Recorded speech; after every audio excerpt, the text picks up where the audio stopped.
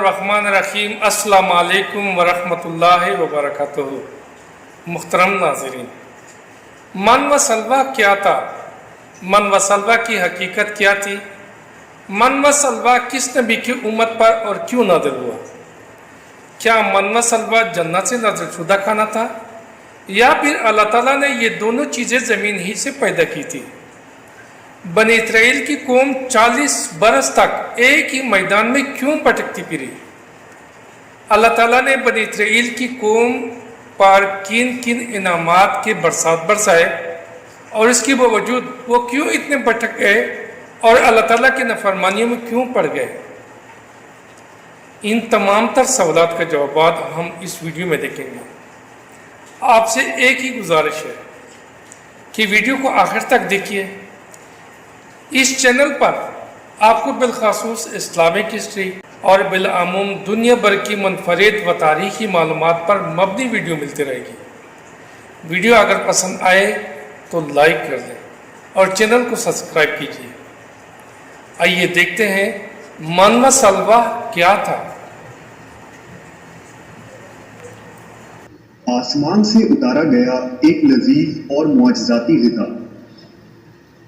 ये खाना बनी इसराइल पर कब और क्यों नाजिल किया गया था? क्या ये ग़िज़ा जन्नत से आया था या ज़मीन पर पैदा हुआ था? सबसे बड़ा सवाल ये है, बनी इसराइल ने ऐसी क्या नाफरमानी की थी कि इसका असर आज तक हर तरह के खाने में मौजूद है।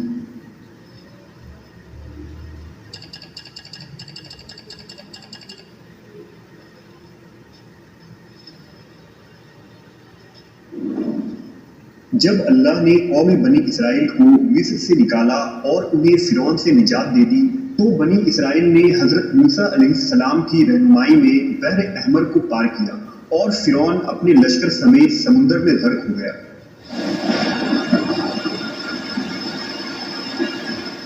जब हजरत मूसा को कुछ इत्मीनान नसीब हो गया तो अल्लाह का हुक्म हुआ कि आप बनी इसराइल के इस लश्कर को लेकर अर्ज़ मुक़द्दस यानी शाम में दाखिल हो जाएं, जिस मुक़द्दस सरज़मीन का वादा बनी इसराइल से लिया गया था और जो उन्हें अता की जाने वाली थी। लेकिन उस वक्त अर्ज़ मुक़द्दस पर कौम अमालका का कब्जा था, जो बदतरीन कुफ़ार थे और बहुत ताकतवर, जंगजू और निहायत ही जालिम लोग थे। हजरत मूसा अलैहिस्सलाम बनी इसराइल को हमरा लेकर अमालका से जंग के लिए रवाना हुए, जिनकी तादाद 6 लाख थी। लेकिन जब ये लोग अर्ज़ मुक़द्दस के करीब पहुंचे तो उनके दिल में खौफ तारी हो गई और बुज़दिली पैदा हुई।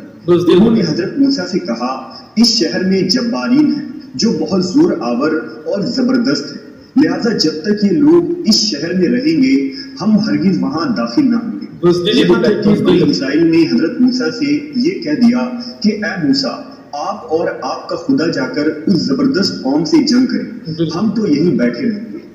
उनके इस रवैये से हजरत मूसा को बहुत सदमा हुआ, लिहाजा अल्लाह ने उन्हें ये सजा दी कि जिस वादी में उन्होंने पड़ाव डाला था वहां 40 सालों तक वो भटकते रहे, मगर इस मैदान से बाहर ना निकल सके। इस मैदान का नाम मैदान तिया था, जो 27 मील के रकबे पर मुश्तमिल था।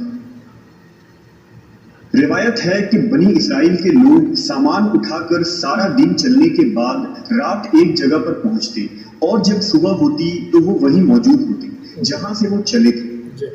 लिहाजा अब बनी इसराइल इस मैदान में पहुंच चुके थे और एक हफ्ते में सबका सामान खत्म हो गया, तो सारी की सारी कौम तौबा व इस्तिग़फ़ार करने लगी और माफिया मांगने लगी। मैदान तिया में होने वाले इस सख्त इम्तहान और मुश्किलात को देखकर हजरत मूसा अलैहिस्सलाम को अपनी कौम पर रहम आया। आपने अल्लाह की बारगाह में उनके लिए दुआ की, लिहाजा अल्लाह ने बनी इसराइल के लिए उस मैदान में बेशुमार अताएं और नेमतें नाज़िल फरमाई। जब बनी इसराइल को प्यास की शिद्दत महसूस हुई तो हजरत मूसा ने अल्लाह के हुक्म से अपना असा एक चट्टान पर मारा, तो उस चट्टान से बनी इसराइल के 12 कबीले के लिए 12 चश्मे जारी हो गए। बिल्कुल बिल्कुल, ये कितनी बड़ी नेमत है। चूंकि ये वादी वसी मैदान पर फैला था, वहां सर छुपाने के लिए कोई जगह न थी اور دن کے وقت سورج کی دھوپ اور تپش سے بنی اسرائیل بدحال ہو جاتے تھے۔ یہ تو بڑی لہذا مہربانی۔ دھوپ سے بچاؤ کے لیے ایک بہت بڑا سفید بادل سارا دن بنی اسرائیل کے لوگوں کے لیے سایہ کرتا تھا۔ ماشاء اس کے علاوہ رات میں میدان کے بیچوں بیچ ایک چمکدار ستون اترتا تھا جس کی روشنی میں وہ لوگ کام کاج کرتے۔ اللہ، بے شک یہ اس کے علاوہ بھی اللہ نے ان پر بہت سی عنایتیں کی تھی۔ انہی عنایتوں اور نعمتوں میں ایک نعمت من و سلوہ تھا۔ دراصل اللہ نے ان لوگوں کے کھانے کے لیے آسمان سے 2 قسم کے غذا اتارے تھے، ایک کا نام من اور دوسرا کا نام سلوہ تھا۔ من شہد جیسی میٹھی غذا تھی۔ انجیل کے کتاب خروج میں لکھا ہے کہ جب وہ شبنم سوکھ گئی تو انہوں نے دیکھا کہ میدان میں چھوٹی چھوٹی گول چیز پڑی ہے جیسا کہ پالے کے دانے ہوتے ہیں۔ بنی اسرائیل اسے دیکھ کر کہنے لگے، من یعنی یہ کیا ہے؟ تب موسیٰ نے ان سے کہا کہ یہ وہی غذا ہے جو خداوند خدا نے تمہیں کھانے کو دی ہے، اور اس نے تجھ کو پہلے آزمائش میں ڈالا اور تجھے بھوکا رکھا، پھر وہ من جسے تو اور تیرے باپ دادا بھی نہ جانتے تھے تجھے کھلایا، تاکہ تجھ کو سکھائے کہ انسان صرف روٹی پر ہی زندہ نہیں رہتا۔ من دراصل ایک شبنمی گوند تھا جس کا ذائقہ شہد جیسا تھا۔ یہ گوند وہاں کے پیڑ پودوں کے پتوں پر جمع ہو جاتا تھا اور بنی اسرائیل روز اسے صبح سویرے جمع کر کے کھا لیتے، جو ہر شخص کے لیے تقریباً 4 کلو اترتی تھی۔ جو شخص اس وقت سویا رہتا تھا وہ اس دن کے خوراک سے محروم ہو جاتا تھا۔ اور سلوا ایک قسم کا پرندہ تھا جسے بٹیر کہتے ہیں۔ جب شام کے وقت جنوب کی طرف سے ہوائیں چلتی تو ان پرندوں کے ہجوم بنی اسرائیل کے خیموں کے قریب آ کر بیٹھ جاتے، لہذا وہ لوگ انہیں بآسانی پکڑ لیتے اور بھون کر کھایا کرتے۔ من و سلوا ایسا کھانا تھا جو انتہائی آسانی سے ہضم ہو جاتا تھا، رنگ، خوشبو اور ذائقے میں بے مثال تھا۔ اس کے علاوہ بنی اسرائیل پر اللہ کی طرف سے یہ معجزہ ہوا کہ ان کے بال اور ناخن بڑے نہیں ہوتے تھے، نہ کپڑے پھٹتے نہ ہی میلے ہوتے، اور جن بچوں کی بھی پیدائش ہوتی ان کے جسم پر قدرتی لباس ہوتا جو جسم کے ساتھ بڑا ہوتا جاتا تھا۔ اس طرح اس وادی طیہ میں بنی اسرائیل من و سلوہ اور ان چشموں کے سہارے ایک بہترین زندگی گزار رہے تھے۔ حضرت موسیٰ علیہ السلام کا یہ حکم تھا کہ روزانہ تم لوگ من و سلوہ کو کھا لیا کرو اور کل کے لیے ہرگز اس کا ذخیرہ نہ کرنا۔ مگر بعض لوگوں کو یہ ڈر لگنے لگا کہ اگر کسی دن من و سلوہ نہ اترا تو ہم لوگ اس چٹیل میدان میں بھوکے مر جائیں گے۔ چنانچہ ان لوگوں نے من و سلوہ میں سے کچھ چھپا کر کل کے لیے رکھ لیا۔ لہذا نبی کی نافرمانی کرنے پر ایسی نحوست پھیل گئی کہ جو کچھ لوگوں نے کل کے لیے جمع کیا تھا وہ سب سڑ گیا اور آئندہ کے لیے اس کا اترنا بھی بند ہو گیا۔ لہذا احادیث مبارکہ میں رسول اللہ صلی اللہ علیہ وسلم نے ارشاد فرمایا ہے کہ بنی اسرائیل نہ ہوتے تو نہ کھانا کبھی خراب ہوتا اور نہ گوشت سڑتا۔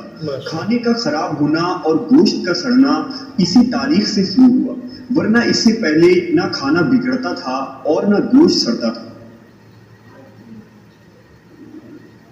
دنیا کے مختلف قوموں اور مذہبوں میں بھی آسمان سے اترنے والے غذاؤں کا ذکر ملتا ہے۔ بدھ مت کے روایتوں کے مطابق جب دنیا کا ایک چکر ختم ہو جاتا ہے تو آسمان سے غذا برسنے لگتی ہے۔ اسی طرح ہندو مذہب کے قرآن، رگ وید اور اتھرو وید میں بھی بادلوں سے شہد برسنے کا ذکر ملتا ہے، اور قدیم یونانیوں کے یہاں بھی ایک ایسی آسمانی غذا کا ذکر ملتا ہے جس کا ذائقہ شہد جیسا تھا۔ یہی شہد جب دریاؤں پر برستا تو ان کا رنگ دودھ کی طرح سفید ہو جاتا۔ ہم نے دیکھا کہ خدائے برحق نے بنی اسرائیل کے نجات کے لیے سمندر کو چیر کر راستہ پیدا کر دیا، وادی طیہ میں ان کے لیے بادل کا سایہ بھیجا، ان کے پینے کے خاطر چٹیل اور بنجر میدان میں چشمے جاری کیے، اور کھانے کے لیے آسمان سے من و سلوہ بھی نازل کیا۔ لیکن ان تمام نعمتوں اور راحتوں کے ملنے کے باوجود بنی اسرائیل کے سرکش لوگوں نے اللہ پر توکل نہ کیا۔ انہوں نے خدا کے معجزات کو اپنے آنکھوں سے دیکھا تھا، لیکن اس کے باوجود انہوں نے کھانے کو اگلے دن کے لیے جمع کرنا شروع کر دیا۔ بالکل اسی طرح جب ہم کسی مصیبت اور پریشانی میں پھنسے ہوتے ہیں تو ہم یہ یاد نہیں رکھ پاتے کہ اللہ نے اس سے پہلے ہمارے لیے کیا کیا اور ہمیں کتنی نعمتیں عطا کی تھی۔ ہم صرف یہ دیکھتے ہیں کہ اس وقت ہم اتنی بڑی مصیبت میں پھنسے ہیں، مشکلیں چاہے کتنی ہی بڑی کیوں نہ ہوں۔ یہ یاد رکھنی چاہیے کہ ان مشکلوں سے بھی بڑا ہمارا پروردگار ہے جس کے لیے کچھ بھی ناممکن نہیں۔ اسی طرح رزق کے خاطر ہمیں آنے والے دنوں کی فکر کرنے کی ضرورت نہیں، کیونکہ خداوند پر بھروسہ رکھنے والوں کو وہ غیب سے رزق عطا کرتا ہے۔ بے شک ناظرین، ویڈیو آپ لوگوں نے دیکھ لی۔ بنی اسرائیل ایک ایسی قوم گزری ہے کہ جس پر اللہ تعالیٰ نے بے شمار انبیاء کرام علیہ السلام بھیجے ہیں، مگر یہ قوم راہ راست پر نہیں آئی اور اللہ کی نافرمانیوں میں مشغول رہی۔ اللہ تعالیٰ نے بنی اسرائیل پر سب سے زیادہ انعامات کی ہے۔ بنی اسرائیل کے کھانے کے لیے ہفتے کے دن کے علاوہ روزانہ آسمان سے 2 کھانے اترتے تھے جنہیں من و سلوہ کہا گیا۔ جب پانی کی حاجت ہوتی تو حضرت موسیٰ علیہ السلام سے کہتے تو حضرت موسیٰ علیہ السلام اپنا عصا پتھر پر مارتے اور بنی اسرائیل کے 12 قبیلوں کے لیے الگ الگ چشمے جاری ہو جاتے۔ دھوپ سے بچاؤ کے لیے بہت بڑا سفید بادل آتا اور ان پہ سایہ کرتا تھا۔ رات میں میدان کے بیچ میں ایک نورانی ستون آتا تھا جس کی روشنی میں وہ لوگ کام کاج کرتے تھے۔ اللہ تعالیٰ نے ان لوگوں پر اتنے عنایتیں کیے کہ ان کے بال اور ناخن تک نہیں بڑھتے تھے، نہ کپڑے پڑتے تھے اور نہ میلے ہوتے تھے۔ پیدائشی بچوں کے جسم پر قدرتی لباس ہوتا تھا جو جسم کے ساتھ ساتھ بڑھتا ہو جاتا تھا، لیکن یہ لوگ ناشکر تھے، نہ شکر اللہ تعالیٰ کو پسند نہیں۔ وسلام۔